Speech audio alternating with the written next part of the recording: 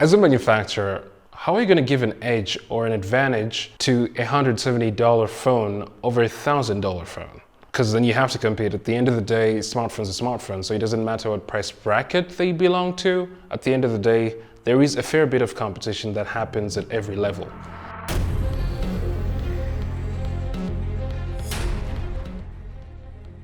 The three most important things I look for when buying a smartphone are the camera, the screen, and the battery size. That was my primary focus when testing this phone, and this is what I think.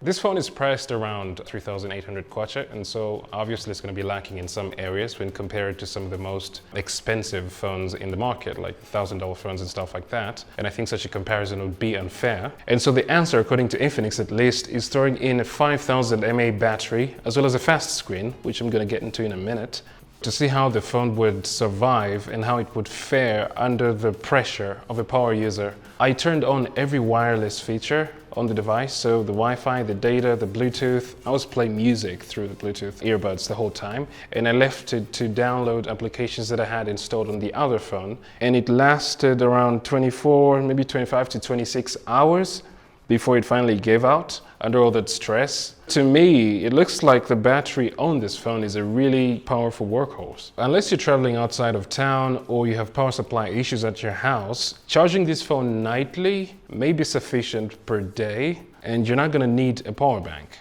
I mean, it's proven itself. You're not going to need a power bank using this phone, that's for sure. As long as you charge it once a day, that's pretty much it. If you work on your phone, say you're a telemarketer or you're a social media manager or any variety of jobs that require you to use the internet on your phone constantly, it's not going to give out. It's not going to disappoint you in the middle of the day. It dies. That's not going to happen. On to the second thing we mentioned. So this thing has a fast IPS LCD display, and this is what it means. I know when it comes to hardware specs, a lot of people don't really talk about the speed of a screen.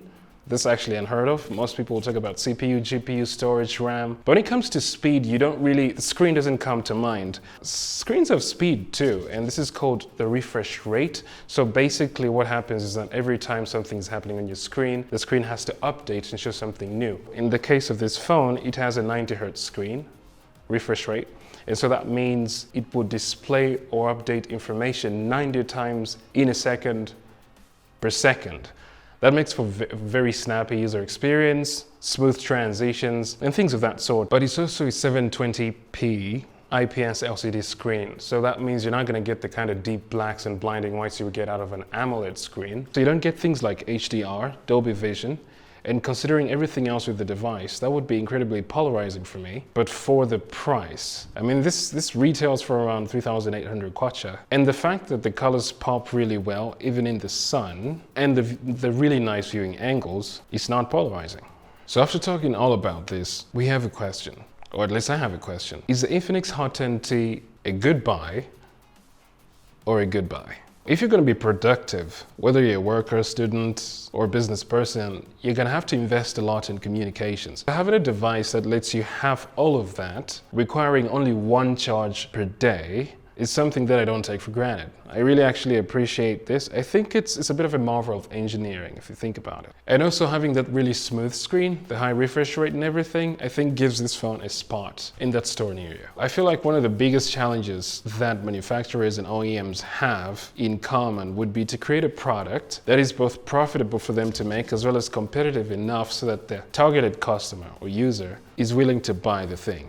And so what we have here is a device that has a chipset that isn't nearly as powerful as, say, a Snapdragon 888. But what they did was they put a 720p 90 Hz screen on here with a really powerful 5,000 milliampere battery, which makes for a really smooth user experience. I mean, using this phone, using the software, using everything, like, it doesn't lag or anything like that. I've played some of the most demanding games and I have done a whole bunch of abusive things on this phone, and it just handles everything pretty well. And I think that's partly owing to the fact that they made that combination of power and the spec of the screen. This phone has a glass front and a plastic back, and the plastic back is very glossy. Not very glossy, it's just glossy. All right, let's talk about the camera. This phone has a triple camera setup, with the main camera having a 48 megapixel sensor, and it works. It's not crazy spectacular, but it does work.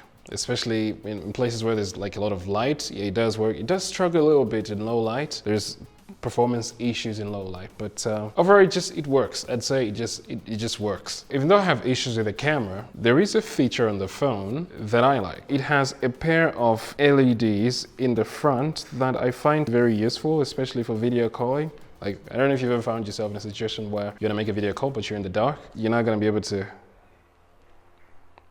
look at that. Works pretty. Is it bright enough? I don't know. Yeah.